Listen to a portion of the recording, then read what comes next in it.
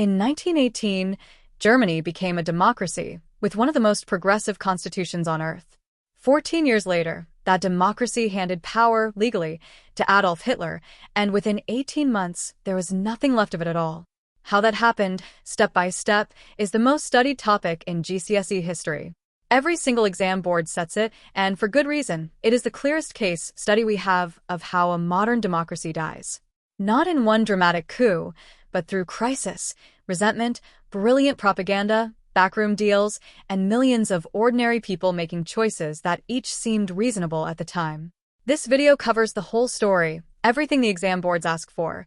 The Weimar Republic and its crises, the Golden Years, the Depression, Hitler's rise, the Nazi police state, life in Nazi Germany, the war years, and the Holocaust. It's a long one because nothing here deserves to be skipped. Let's begin at the end of a war. By the autumn of 1918, Germany was losing the First World War, and its people were starving under the British naval blockade. Sailors at Kiel mutinied rather than sail on a suicide mission. Revolution spread through German cities. On the 9th of November, Kaiser Wilhelm II abdicated and fled to the Netherlands, and a republic was declared, almost by accident, from a balcony in Berlin. 2 days later, the new civilian government signed the armistice that ended the war. Now, here is the detail that poisons everything that follows. The German army had told nobody how close it was to collapse. Most Germans believed they had been winning. So when politicians, not generals, signed the surrender, a myth was born, the stab in the back. The lie that Germany's army was betrayed by socialists, Democrats, and Jews at home. The men who signed became known as the November criminals, and the new democracy was blamed for a defeat it did not cause. The new republic wrote its constitution in the town of Weimar because Berlin was too violent, which tells you something already. On paper, it was one of the most democratic systems in the world. Every man and woman over 20 could vote, decades ahead of Britain. A president, elected every 7 years, balanced a chancellor who needed the support of the Reichstag, the parliament. But two features became fatal weaknesses, and examiners love both of them. First, proportional representation. Seats matched votes exactly, which sounds fair, but it meant dozens of squabbling parties and endless weak coalitions. No government lasted long enough to fix anything. Second, Article 48. In an emergency, the president could rule by decree, without the Reichstag. It was meant as a safety valve. It became a trapdoor. A democracy that can be legally suspended is a democracy with an off switch, and from 1930 onwards, German chancellors governed by decree as a matter of routine, training the country to live without parliament. In June 1919, the victors handed the new republic the Treaty of Versailles, and Germans of every political stripe called it a diktat, a dictated peace, because Germany was given no seat at the negotiating table, sign, or be invaded. Remember the terms with 4 words: land, army, money, blame. Land. Germany lost 13% of its territory and all its colonies, Alsace-Lorraine to France, the Polish corridor slicing East Prussia off from the rest of the country, and the coal-rich Saar handed to League of Nations control. Army. Capped at 100,000 men, no air force, no submarines, 6 battleships, and a demilitarized Rhineland. Money. Reparations, eventually fixed in 1921 at 132 billion gold marks. And blame. Article 231, the War Guilt Clause, made Germany accept responsibility for the entire war. That clause did the deepest damage. It wasn't just expensive. It was humiliating. And the republic that signed it wore that shame like a brand. The republic spent its first years being shot at from both directions. From the left. In January 1919, the Spartacists, communists led by Rosa Luxemburg and Karl Liebknecht, tried to seize Berlin and trigger a Russian-style revolution. The government, lacking a reliable army, unleashed the Freikorps, brutal right-wing ex-soldier militias, who crushed the rising and murdered Luxemburg and Liebknecht in custody, using the far right to kill the far left left scars on German socialism that never healed. Then from the right, in March 1920, those same Freikorps units, furious at being disbanded under Versailles, marched on Berlin in the Kapp Putsch and declared their own government. The army refused to fire on them, revealing exactly where its loyalty lay. What saved the republic was the workers of Berlin, who called a general strike and paralyzed the city until the putsch collapsed in 4 days. Add hundreds of political assassinations and you get the pattern. This democracy survived its infancy, but it never stopped bleeding. In January 1923, Germany missed a reparations payment, and France and Belgium invaded the Ruhr, Germany's industrial heartland, to take payment in coal and steel. The government called for passive resistance. Workers went on strike, and Berlin kept paying their wages. With what? With printed money. And then more printed money. The result was the most famous hyperinflation in history. A loaf of bread that cost around 1 mark in 1919 cost 200 billion marks by November 1923. Workers were paid twice a day and shopped with wheelbarrows. Banknotes became cheaper than firewood, so people burned them. Children built kites out of currency. But be precise about who suffered, because examiners are. Anyone with savings, pensions, or fixed incomes, the careful middle class, was wiped out overnight. Debtors, by contrast, did fine. Loans became trivial to repay. Businesses with fixed-rate mortgages flourished. The lesson Germans took away was not economic. It was emotional. This republic cannot protect you. Into this chaos stepped a 34-year-old agitator running a small Bavarian party, Adolf Hitler and his National Socialists. On the 8th of November 1923, with inflation at its peak, Hitler and 600 stormtroopers seized a Munich beer hall where Bavaria's leaders were speaking, declared a national revolution, and marched on the city center the next morning, with the war hero General Ludendorff at his side. The police did not join them, as Hitler had gambled. They opened fire. 16 Nazis died, and Hitler was arrested for high treason. And here the Republic made a spectacular mistake. The trial judges were sympathetic. Hitler was allowed to turn the courtroom into a stage, his speeches printed in every newspaper, and he received the minimum sentence, 5 years, of which he served 9 months, in comfort, dictating a book, Mein Kampf. In prison, Hitler drew the conclusion that changed everything. Power would not be seized in the streets. It would be won legally, through the ballot box, and then destroyed from the inside. The man who pulled Germany out of the abyss was Gustav Stresemann, Chancellor for 100 days in 1923 and Foreign Minister until 1929, and the exam boards treat him as the pivot of the whole period. His fixes, in order. He called off passive resistance in the Ruhr, unpopular but necessary.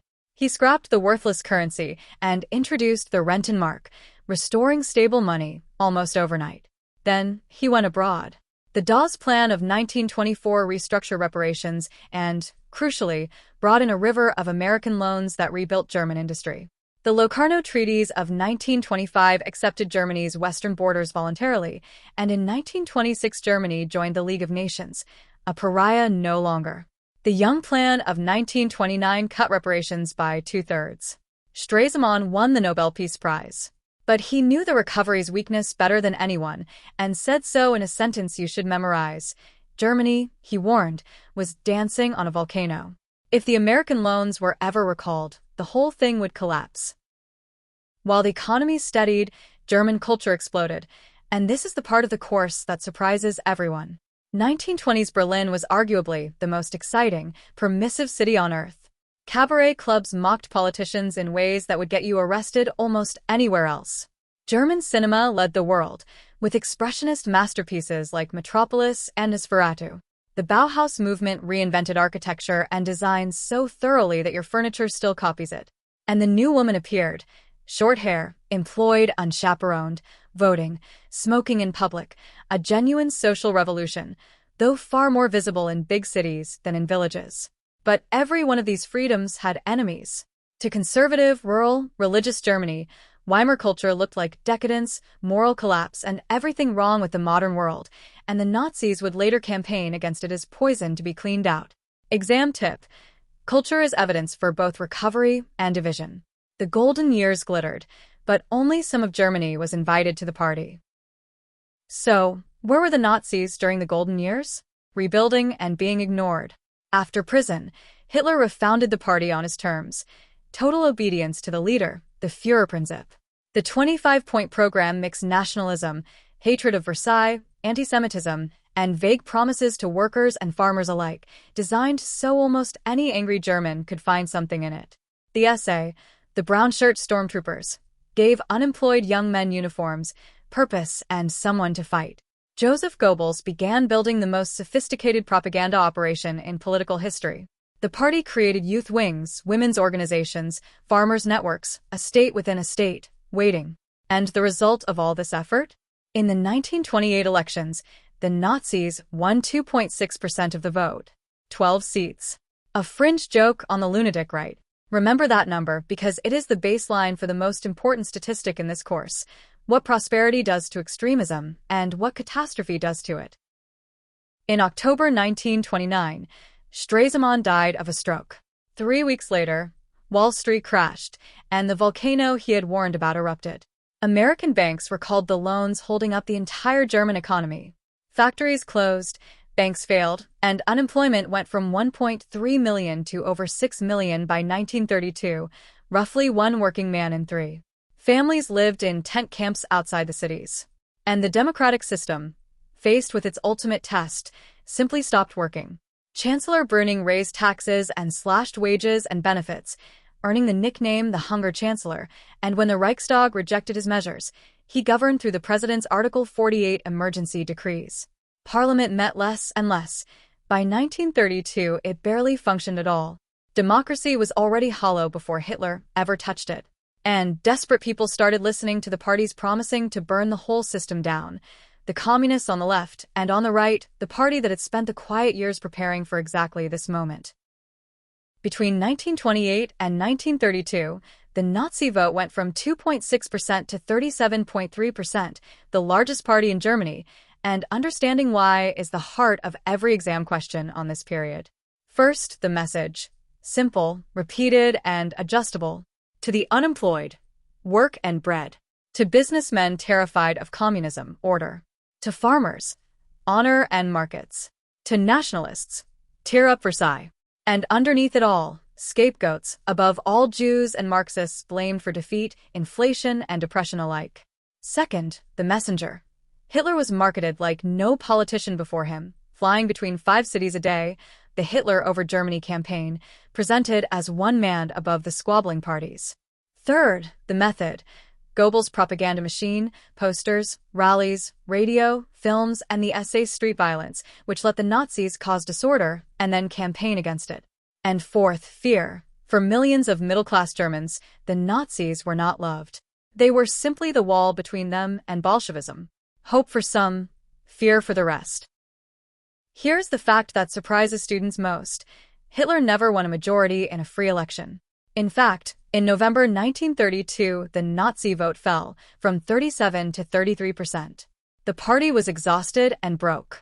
What put Hitler in power was not a landslide. It was a backroom deal between old men who thought they were clever. President Hindenburg, the ancient war hero, despised Hitler, the Bohemian corporal, and had crushed him in the presidential election of 1932. But Weimar's last chancellors, Papen and then Schleicher, could not govern without a majority, and each schemed against the other. Papen, wanting revenge on Schleicher, persuaded Hindenburg of a plan: make Hitler chancellor, surround him with conservative ministers, keep the army and president in their hands, and use the Nazi movement's muscle while keeping its leader on a leash. We have hired him, Papen boasted. In 2 months, we will have pushed him into a corner. On the 30th of January 1933, Hitler became Chancellor of Germany, legally. The leash lasted less than 8 weeks. What followed was the fastest legal demolition of a democracy in history. On the 27th of February 1933, the Reichstag building burned. A young Dutch communist, Marinus van der Lubbe, was caught inside and executed. Historians still debate whether he truly acted alone. But what matters is what Hitler did with the fire. Within a day, the Reichstag fire decree suspended basic rights, free speech, free press, freedom from arrest, and 4,000 communists were rounded up. In the March election, held amid this terror, the Nazis still won only 44%. No matter. On the 23rd of March, the Reichstag met in an opera house ringed by SA men and voted on the Enabling Act, a law allowing Hitler's government to make laws without parliament for 4 years. With the communists arrested and only the Social Democrats voting no, it passed 444 votes to 94. Parliament had voted itself out of existence. Every dictatorship that followed was, in the Nazi telling, perfectly legal. 53 days. from chancellor to dictator.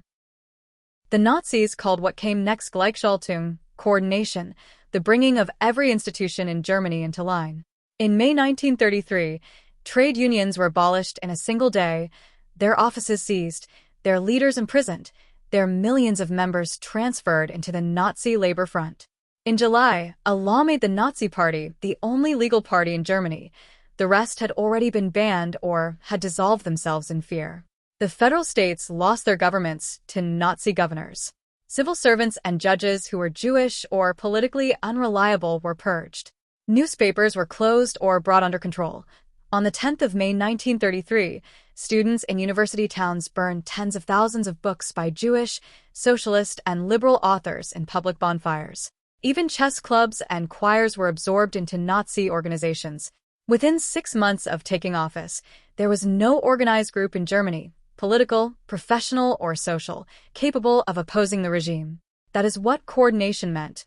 Not just controlling the state, but dissolving every alternative to it. By 1934, one threat to Hitler remained, and it wore his own uniform. The SA had grown to some 3 million men, and its leader, Ernst Röhm, Hitler's oldest comrade, talked of a second revolution and of swallowing the regular army into his militia. The army, the one institution that could still remove Hitler, was appalled, and Hitler needed the army. Hindenburg was dying, and the general support would decide what came next. So he chose.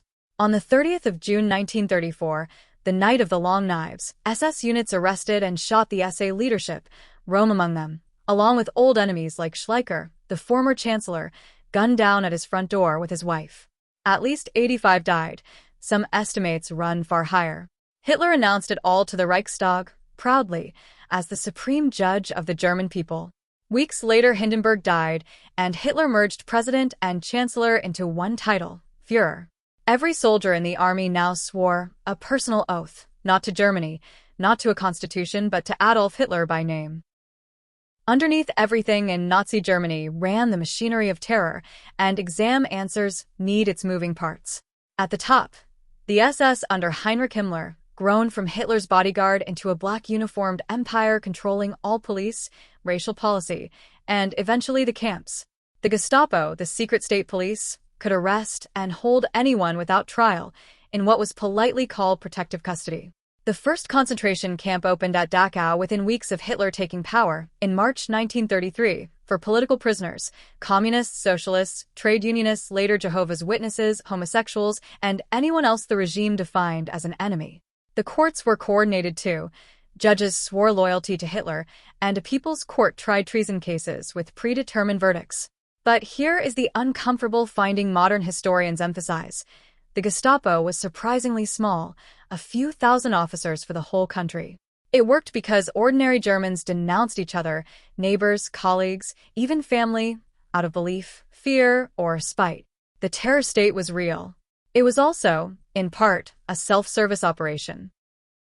Joseph Goebbels, Minister for Public Enlightenment and Propaganda, ran the other half of control. Not fear, but persuasion, repeated until it felt like air. Radio was his masterpiece.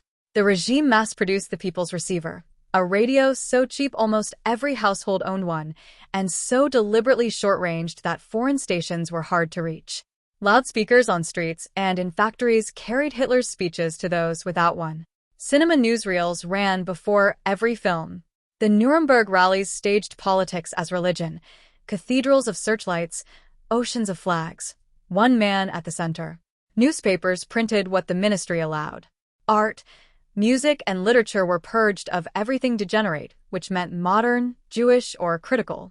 And the 1936 Berlin Olympics showed the regime's other face. Anti-Semitic signs taken down for a month, a gleaming modern games designed to make the world's press write that the new Germany wasn't so bad, even as Jesse Owens, a black American, won 4 golds in the middle of it. Propaganda did not need everyone to believe. It needed everyone to doubt that anyone disagreed. 2/3 of Germans were Protestant and a third Catholic, and the churches were the one mass institution the Nazis could not simply abolish, so they tried everything else. With the Catholic Church, a deal. The Concordat of July 1933, signed with the Vatican, promised the church freedom of worship if it stayed out of politics. The Nazis broke it almost immediately, closing Catholic schools and youth groups. With the Protestants, a takeover. A unified Reich Church under a Nazi bishop, swastikas beside crosses. It split the faith. Dissenting pastors led by Martin Niemöller founded the Confessing Church in protest. Niemöller spent 7 years in concentration camps for it, and his later confession, "First they came for the communists, and I did not speak out," became one of the most quoted warnings of the century. Catholic Bishop Galen publicly condemned the regime's murder of disabled patients in 1941, and the protests forced the program partly underground. The record, honestly assessed, is mixed. Moments of real courage against a broad background of accommodation and silence. The regime's favorite target was children, because children become soldiers, mothers, and voters, and because a child taught young rarely questions. From 1936, the Hitler Youth was effectively compulsory for boys. Camping, marching, rifle drill, war games, and endless ideology, loyalty to the Führer above family. Some boys loved it, adventure, belonging, power over adults who feared their reports. The League of German Maidens trained girls for the parallel destiny, health, domestic skill, and future motherhood for the race. School itself was coordinated. Teachers joined the Nazi Teachers League, or lost their jobs. Textbooks were rewritten. Biology taught racial hierarchy, history taught the stab in the back and Versailles betrayal, and maths problems calculated bomber ranges or the cost to the state of caring for the disabled, propaganda smuggled into arithmetic. New elite schools trained the future leadership. Measure the ambition. This was not censorship of ideas. It was the manufacture of an entire generation's instincts, and by 1939 around 8 million young Germans were inside the machine. For women, the Nazi message reversed Weimar's revolution overnight. Children, kitchen, church, Kinder, Kusch, Kirche. The new woman of the 20s, working, voting, independent, was declared a symptom of national decay. Married women were pushed out of professions. Female doctors, civil servants, and lawyers were dismissed, and universities capped female enrollment. In their place came incentives to breed. Marriage loans, worth half a year's wages, went to couples where the wife left work, and each child canceled a quarter of the loan. The mothers cross-decorated prolific mothers like soldiers, bronze for 4 children, silver for 6, gold for 8, and Hitler Youth boys were instructed to salute Gold Cross mothers in the street. Divorce for childlessness was made easier. But mark the contradiction, because top-grade answers do. By the late 30s, rearmament created labor shortages, and the regime quietly needed women back in factories and offices. By the war's end, ideology had bent completely. Hundreds of thousands of women served the war machine the regime had sworn they would never enter. The Nazis' proudest boast was killing unemployment, from 6 million to effectively full employment by 1939. The methods matter more than the headline. Public works, motorways, the autobahns, bridges, public buildings. The Reich Labor Front conscripted young men for 6 months of paid manual work. Above all, rearmament, illegal under Versailles, then open, poured billions into weapons and swelled the army from 100,000 to over 1 million, taking young men off the unemployment register by putting them in uniform. And the books were cooked. The invisible unemployed, Jews forced from jobs, women pushed out of work, political prisoners, were simply not counted. In exchange, workers lost every right. Unions were gone, the German Labor Front set wages, and strikes were treason. The sweeteners were strength through joy, subsidized holidays, cruises, theater tickets, and a scheme to save for a people's car, the Volkswagen, which no ordinary saver ever received. The money went to weapons. Real wages barely beat 1928. Hours grew longer. The deal was work, bread, and pride, in exchange for freedom. Anti-Semitism was not one Nazi policy among many. It was the core, and between 1933 and 1939 it escalated in deliberate stages, a sequence exams expect in order. April 1933. A national boycott of Jewish shops, SA men stenciling stars on windows, and the first laws expelling Jews from the civil service. Then, step by step, from professions, schools, universities. September 1935. The Nuremberg laws made it biology and statute. Jews stripped of German citizenship, marriage between Jews and other Germans criminalized. Jewish passports were stamped, names were forcibly amended. Then the 9th of November 1938, Kristallnacht, the night of broken glass. After a Polish Jewish teenager shot a German diplomat in Paris, the regime unleashed a nationwide pogrom dressed up as spontaneous anger. Over 250 synagogues burned, 7,000 businesses smashed, around 100 Jews murdered, and 30,000 Jewish men sent to concentration camps. Then the state fined the Jewish community €1 billion for the damage. Half of Germany's Jews fled the country by 1939, paying confiscatory taxes to leave, and finding most of the world's doors barely open. So, did anyone push back? The honest answer, which examiners reward, is yes, but never enough to threaten the regime before the war. Political resistance was decapitated first. Communists and Social Democrats ran underground networks, printed leaflets, and filled the first camps for it. Youth rebellion persisted at the edges. The Edelweiss pirates, working-class teenagers, dodged the Hitler Youth, hiked without permission, sang mocking songs, and brawled with Hitler Youth patrols. During the war, some sheltered deserters, and several were publicly hanged in Cologne in 1944. Swing youth, middle-class kids in Hamburg and Berlin, committed the crime of dancing to banned American jazz. Churchmen like Niemöller and Galen spoke out on specific outrages. And everywhere there was low-level grumbling, jokes told carefully, the failure to salute. But set against it the reality of the police state. Resistance meant risking your family, your job, your neck, on the basis of a conscience with no chance of victory. Most Germans conformed, whether from belief, benefit, fear, or exhaustion. That spectrum, from enthusiasm to silence, is the real story of consent under dictatorship. When Germany invaded Poland in September 1939 and the Second World War began, there were no cheering crowds like 1914. Witnesses described streets that were quiet, even grim. The memory of the last war was too fresh. But the first 2 years seemed to prove the Führer infallible. Poland fell in weeks, then Denmark, Norway, Holland, Belgium, and, astonishingly, France, beaten in 6 weeks in 1940, avenging 1918 in the same railway carriage where the armistice had been signed. At home, life tightened but held. Rationing began immediately, food, clothes, soap, but plunder from conquered Europe kept German shops fuller than Britain's for years. The blackout darkened cities. The first British bombs fell on Berlin in 1940, embarrassing Göring, who had promised it impossible. Propaganda reached a crescendo of newsreel triumph. For most Germans, the calculation felt simple. The victories were real, the cost so far bearable. The regime's popularity likely peaked in the summer of 1940. Then, in June 1941, Hitler invaded the Soviet Union, the war he had always wanted, and the arithmetic began to change. The turning point every exam expects is Stalingrad. In February 1943, Germany's Sixth Army, encircled and frozen, surrendered in the ruins of the city. Around 90,000 survivors marched into Soviet captivity, and for the first time the regime could not hide a catastrophe. Days later, Goebbels stood in the Berlin Sportpalast and screamed his most famous question at a hand-picked crowd. "Do you want total war?" They roared yes, and total war came home. Albert Speer took over armaments and, by rationalizing industry and exploiting millions of forced foreign laborers, kept weapons production rising into 1944 despite everything. Women were finally conscripted into war work. Theaters closed, rations shrank, and boys of 16 manned anti-aircraft guns. And the air war arrived in earnest. British bombers by night, American by day.